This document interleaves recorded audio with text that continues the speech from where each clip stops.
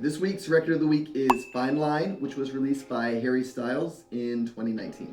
The project is Harry's second studio album and kind of fits into the pop rock genre. So in a Rolling Stone interview, Harry mentions that the focus of the album was about having sex and feeling sad. That might sound kind of funny and corny at first, but honestly, it's just really real. He could have gone generic and poppy, but instead he decides to be just a little bit more vulnerable. Further, he wanted to be more fun and adventurous, and I think his authenticity shows. I know Harry Styles and One Direction get a lot of hate, but this album is actually really good. I feel like this is the first project that Harry Styles got to actually venture out and be himself. Instead of being pressured by a band's vision or a label that wants to make sure his first solo venture is critically successful, Harry got to lean away from external pressures, and the result is a record that he can really call his own. Both the album art and the presentation incorporate this idea. This is an artist who's already had a lot of success but wants to venture out and be their own person. A really cool thing about the release is that vinyl copies were a popular buy during the initial run.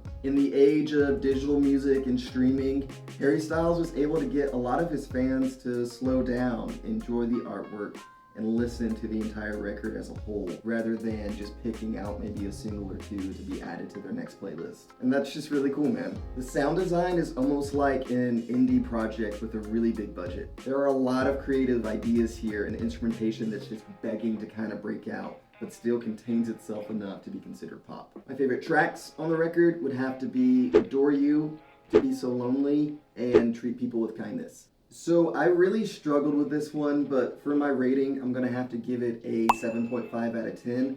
I think there is a strong intro here. There's some really good hooks, and stuff does branch out from the norm without getting too crazy. But then the record kind of slows down, and I feel like it's missing something. Harry Styles is a great songwriter with a super creative vision, but I feel like there is something that's still holding him a little bit back. I am excited to listen to more though, because I think Fine Line was a step in the right direction.